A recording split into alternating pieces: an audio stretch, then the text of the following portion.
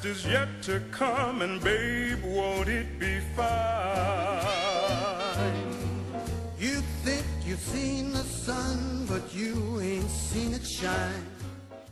Hello everyone, welcome once again to Ask the Treksperts, the show where we answer your questions about Star Trek. I'm Captain Logan. And I'm Sarah. Sarah, today's episode request comes from Two Burnery, who asks us to review the Voyager Season 5 episode, Relativity, which is a follow-up to the Season 3 episode, Future's End, the two-part time travel episode where they go back to 1996, and the Doctor gets his mobile emitter, and all that, and they first run into somebody from the 29th century time fleet. Yep, Captain Braxton. Captain Braxton. Let's start here. What is your take on the recasting of Braxton, and also on the fact that they felt the need to explain why he looks different? The recasting is fine. I don't have a problem with him. I think they came up with a better actor the second time, personally. Entirely different kind of person. Yeah. I don't know. I can go both ways on explanations or not when they have to change actors. I don't really care. I just figure, oh, it's a TV show. You know, sometimes they have to replace somebody. I mean, it's cool when they can give an explanation that works, but it's unusual for Trek. Mm-hmm. Trek doesn't do it very often. Yeah. And Trek has had a lot of recastings. A lot of, especially for minor recurring characters, where they just couldn't get the actor again, or for whatever reason, decided to recast them. The only other time I can think that there seems to even maybe sort of be an explanation is with the Borg Queen. Sorta, kinda, or at least there's a lot of fan speculation, especially. And then when they bring back Alice Kree again in Endgame, that all kind of breaks down, where then I guess we have to assume that it's supposed that she's supposed to look the same. it was her twin sister. This is an unusual, and the only reason I felt the need to bring this up and start here, just because Braxton is kind of the crux of the episode. He's your big villain, and the reason I felt the need to bring it up is because he is such a different kind of character. I mean, he's not the same person. That's true. And it's and because of time paradoxes, it's kind of neat that they would have a different actor playing him. And I kind of think they cast against type on purpose.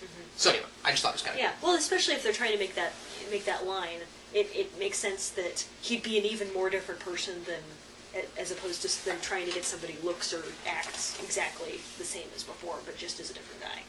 Yeah, well, and I also like the idea, and I think that this is played up for laughs, the idea that part of what drives him crazy is that he's stuck in 1996 forever.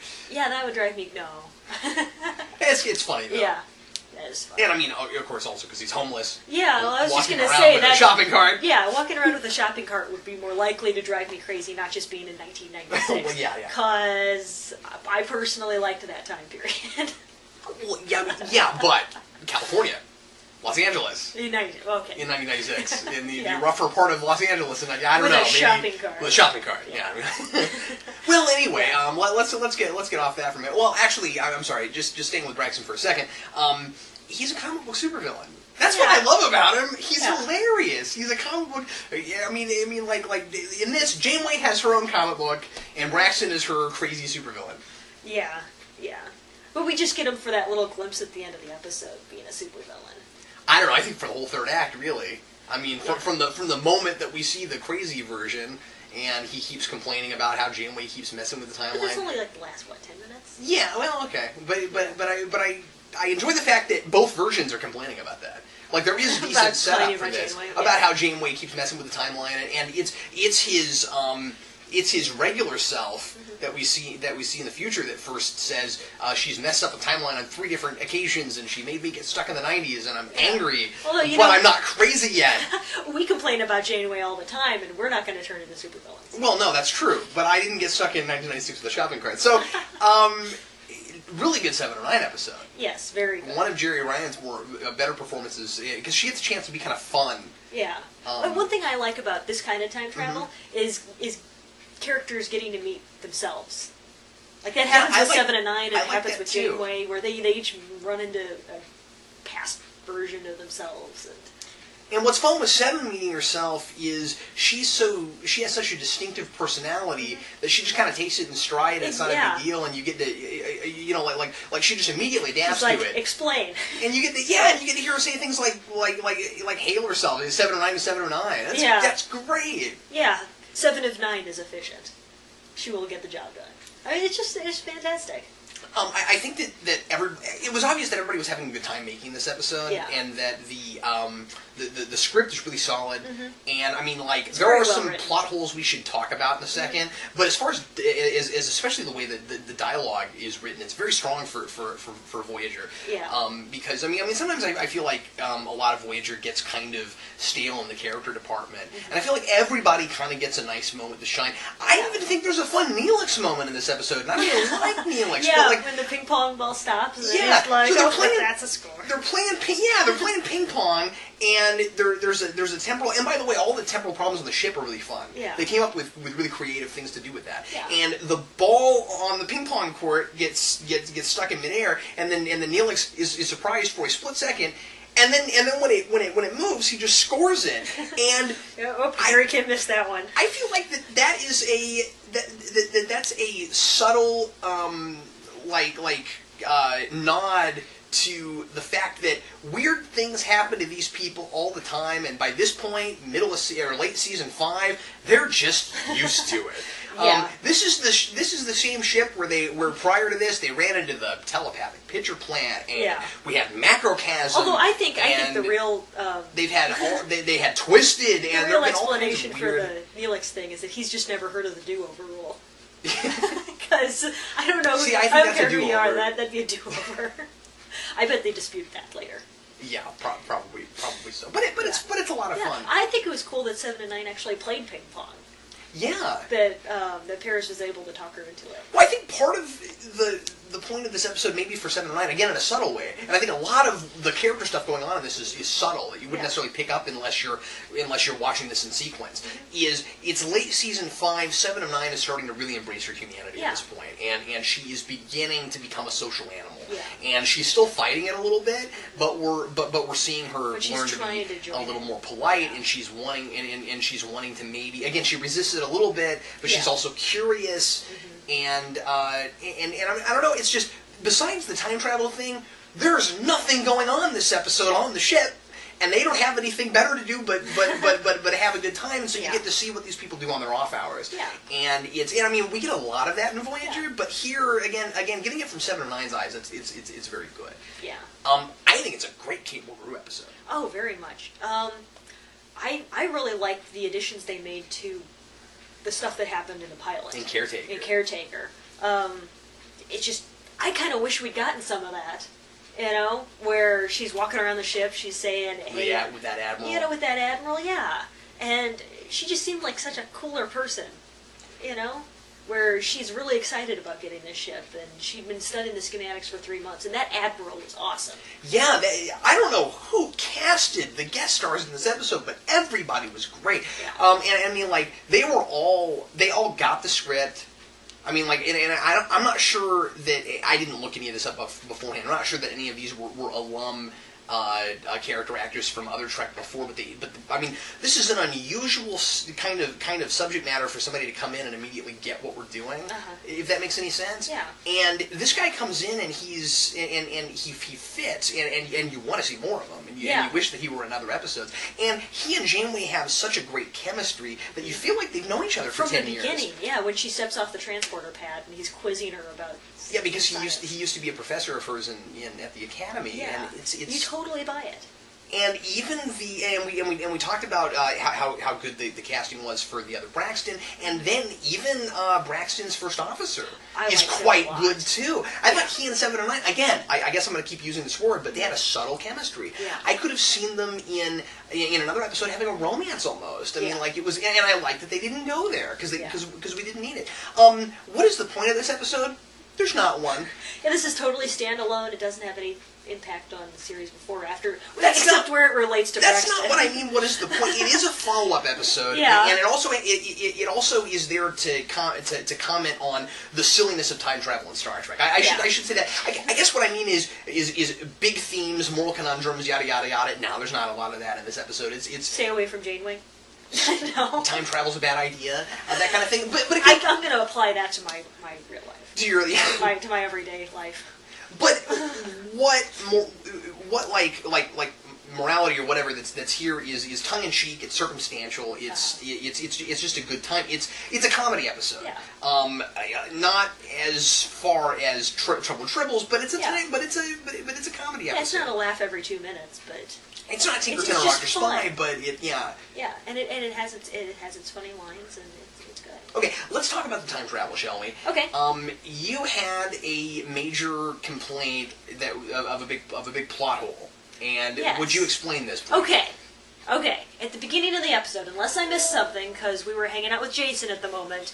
Okay, 7 of 9 had been recruited by... That's our kid, if you've never watched the show. Yeah, had been recruited by the future Time Fleet to go back in time to find the weapon that Braxton had planted on Voyager. Right.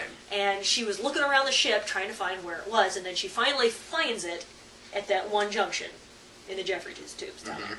Okay, well, when they recruit her, later in the episode when we see that they recruit her, it's after she's actually seen it at that spot with B'Elanna She Torres. found it on accident. So she found it on accident. And she would, because that's the first time through the Right, timeline. exactly. I'm just saying But- she just ran into it. Yeah, but she would have had that knowledge when they pulled her to go back in time to look for it. So why wouldn't she have just told them, hey, I saw this crazy time travel weapon on Voyager, and here's where it is. Why did they have to send her to go look for it? They could just send her there to the spot, and she'd say, oh, it's out of phase, must be a different time. Yeah, and what's weird about that to me is that the fact that she finds it in the present isn't even important. It's not even a plot point. Yeah. You see what I'm saying? They could have just as easily just pulled her at any point during that scene and have her go back and look for it. I mean, or well, actually, she wouldn't have to look for it then because they already knew because of the first time they sent her back. Yeah. It's loopy. Yeah. But right? But I'm just saying Well, but what my point is, how do you make that mistake if you're writing the script? Like Yeah. why do they feel the need to have her find it in the present? Yeah, because the problem is that the first 2 times they pulled her from her own present, she died. The first time she died, because they pulled her twice before the actual episode. Right. All that stuff starts. So the first 2 times, at least the second time she dies. We know that. And so in order for them to keep pulling her... Because if you get Well, they pulled pulled too her. many times, it affects you badly and then you die. Yeah, well, the second time, she was having troubles and they had to pull her before she could be adjusted, Right. I think.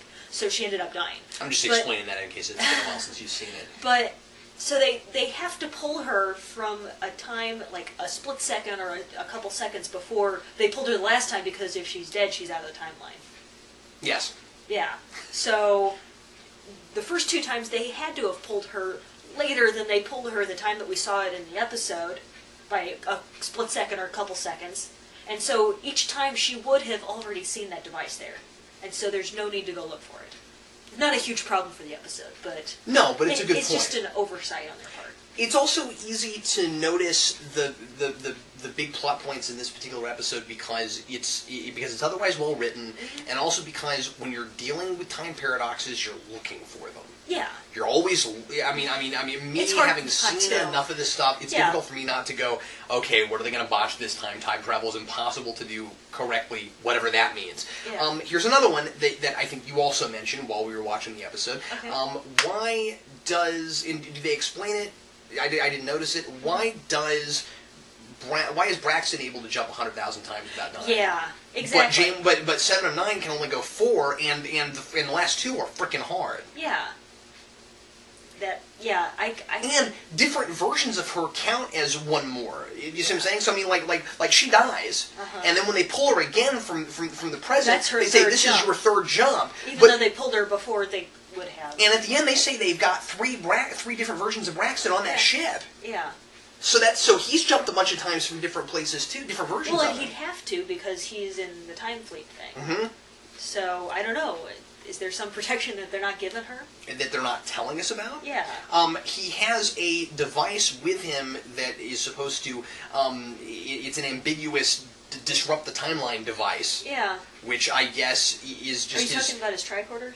That Yeah. 7 and 9 destroys. That. Yeah, but they call it a temporal. I forget what exactly they call it, but it's supposed to mess up the timeline somehow, all by its lonesome. It looks. Oh, that other thing, yeah. Yeah, it's got the two red spinny things on the ends of it. It looks like a. I didn't know which part you were talking about. It looks like a giant CD player with two CD thingies in it. But anyway, I'm not sure exactly what that was for. I guess it was just his doomsday weapon. Yeah. And then okay, I have another question. What is the point of having a time fleet if you're not going to interfere in the bigger problems? They mentioned First Contact in that episode. Where were they? Yeah. Why didn't they show up? There's no explanation. And I really feel like you can only watch this episode as a fun, silly, standalone episode. If you think about it too hard, it's not good anymore. Yeah. Well, that's the same with all time travel. I would agree with that. I'd say this is a better time travel episode than most of them. It messes up less than most of them, and it is. I think it's fun to watch. I don't like time travel episodes. Well, and wouldn't you say, and I know it always goes back to Enterprise, but wouldn't you say that that becomes part of the problem with Enterprise is that they too have a time fleet in 31st Century, except that it's a recurring theme through the whole show, so it's really glaring. It's like, where were you people when these bigger problems with the timeline happened? Why didn't you show up and fix those? And I know you and I have had this conversation a lot before with First Contact. If the Enterprise goes back in time in First Contact and fixes and fixes some problems, but potentially causes others, like allowing a bunch of people to die in a bunker that wouldn't have died, right? So how did the time? Why doesn't Time Fleet go back and solve that problem? Yeah. Because those people, the Borg go back in time in First Contact. They fire a bunch of projectiles onto the planet, onto Earth. With no real reason, they just kind of shoot a bunch of things, and several people in the Phoenix complex die. Yeah. Some of those people probably had children, and some of those children probably had children. You have affected the timeline in a major way. Yeah. And okay, so somehow things are hunky dory when the Enterprise gets back, yada yada yada. But if you're Time Fleet, you would fix that. Yeah. Anyway, so I'm just saying that seems very strange to me. Yeah, that's the problem with time travel. And especially when you have a giant organization that's supposed to solve problems that doesn't in major episodes. Why is it that Janeway mentions when she sees Braxton in the third act? And honestly, to even get what we're talking about, you kind of just need to sit down and watch the episode again. But she sees Braxton, and because time had been messed up earlier, she goes, "Oh, I know you. You're that Time Fleet guy, Captain Braxton." Yeah. Did she say that when she met 7 of 9 and Scorpion? Do you see what I'm saying? Well, did she say, "Hey, you're that Borg I met"? Yeah. Well, we only saw a glimpse of the present after the events happened. Yes, so but everyone is in the same place. Time has not been affected that largely, obviously. But it's kind of a minor event, also. I mean, really? Yeah. You think it's a minor event when? Okay, true, but they're still in the same region of space. They're in the exact same place. They're doing exactly the same things. So you have to assume that most stuff happened the way it happened. Yeah. Well, and I just think that Janeway, having met 7 of 9 years before, would potentially change how she dealt with the Borg and Scorpion. Maybe so, but that's all I'm saying. Or she could have just put that knowledge in the back of her mind and said, "I don't want to screw up time." She didn't when she met Braxton. Yeah, I don't know. I know I sound like a massive fanboy right now. I just think it's kind of odd. Yeah, and I'm just saying that we get such a small glimpse of time on Voyager. So, I mean, there's no way to know, and if time unfolded slightly differently, that event might have still happened, and all those players might have been the same. All I'm saying is it's a little bit of lazy writing, and it is. Yeah. And all they would have had to do was have the first officer guy have some cute remark at the end about some funny thing it changed that it shouldn't have changed. Like just some offhand remark that something got messed up. But even if it did, it all got fixed in the end. And that's the point. That's why... Yes, but what I'm saying is it would have been cool if he had said that, and then that's why Janeway had to go back. I don't know. I think that when they do time travel episodes, they don't do that because they don't want to call attention to them in the first place, because there's really no good way to fix them at all. And by saying, oh, this little thing was changed... I think they already are a little bit, but okay. By saying this little thing was changed, you're calling attention to it, and you're going to say, oh, well, that would have affected way more than that. I am admitting that I am massively nitpicking. Yeah. So anyway, yeah. But I find it interesting. So anyway, let's go ahead and rate, shall we? Okay. Go ahead. 4 out of 4. Really? Yeah. Even for Voyager? For Voyager, this is awesome. This is about as good as it gets. There are other episodes that I would put up with it. Wow. But Shattered is one of them if we're just going for time travel episodes. Shattered's better, though. Shattered is... It makes more sense. Okay, it maybe doesn't. It makes about the same amount of sense, maybe a little bit more. Right. But it's up there. It's not enough to knock it down to a 3.5 for me. It's still up there. Wow, alright. Fair enough. I'm going to go all the way to a 3. Okay. 3 out of 4. Wow. What's wrong with it? It's a fun romp. Mm-hmm. You know, it's just... I can't take it seriously. Just if I were rating it against other jokey episodes, it's a 4. You see what I'm saying? Yeah. But the problem is, in order to really enjoy it, I have to pretend like it's in a box, and that automatically drops it for me. It doesn't work very well as a continuous episode for me. Huh. Do you see what I'm saying? It just doesn't fit in continuity that well. Yeah. I don't like the existence of Time Fleet. It doesn't make any sense. I don't The fact that Time Fleet is hanging around and they don't solve all the other crazy temporal problems from earlier drops this down for me. That isn't this episode's problem. But there's no explanation about it. No, but... They don't even try to talk about that. What I'm saying is... It's good. It's just, it could have been better if they wanted me to take it seriously. It really feels like they're... And I guess I'm on the fence about it, in a way, because in one way, I know what you're saying. Yeah. Future's End, Relativity. Yeah, but Future's End's a 2.5, like, for me. I mean, really? Yeah. Okay. Yeah. That's the thing. Well, you like time travel better than I do. A little bit more than you. I still have issues with it a lot of the time. Yeah. But I'm just saying, like on one end, you could say, well, yay, Star Trek finally made an episode making fun of themselves about time travel. That doesn't make it a 4, though. Well, it's also a lot of fun. I enjoy watching it. It's calling attention to a huge problem that's already in the series. Yeah. And it just, I don't know. Anyway, that's my rating. This episode, I never groan when somebody puts it in. Oh, I don't groan either. But I'm just saying that 3 is above average. I mean, yeah, I just think I'm, yeah. It's a time travel episode that I like. That makes it better. Okay, all right. I just guess I'm being more critical of it than you are. Yeah, maybe so. All right, well, anyway. You know, fun doesn't rank as high for you as that's really. Well, I have to rate it on story and stuff like that. Also, whatever. It was well written. I think we've belabored this long enough. Okay. Thanks a lot for watching Ask the Treksperts. If you have an episode you'd like us to review in the future, or you have a topic you'd like us to talk about, you have a question you'd like to ask on Ask the Treksperts, leave that in the comments as well. Thanks a lot for watching. I'm Captain Logan. And I'm Sarah. And we'll see you next time. Got to come